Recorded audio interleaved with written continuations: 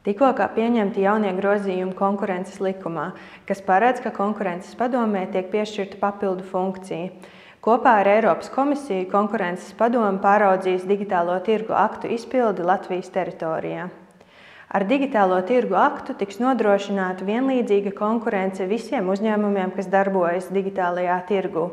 Tas nosaka skaidrus uzvedības noteikumus lielākajām digitālajām platformām jeb vārdziņiem.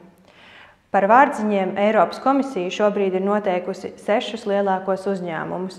Tie ir Alphabet, Amazon, Apple, ByteDance, Microsoft un Meta. Šie ir uzņēmumi, kuriem ir ievērojama tirgusvara un kuri var ietekmēt konkurenci digitālajos tirgos. Lai Eiropas Savienības vienotajā digitālajā tirgu nodrošinātu vienotu pieeju, kā vienīgā pilnvarotā iestāde digitālo tirgu aktu piemērošanā ir noteikta Eiropas komisija. Savukārt konkurences padomes uzdevums ir aktīvi asistēt izmeklēšanu Latvijas teritorijā, ja tas ir nepieciešams.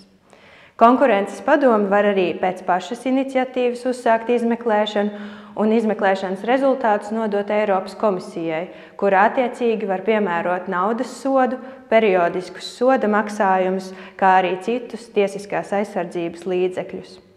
Vairāk par digitālo tirgu aktu lasiet konkurences padomes mājaslapā.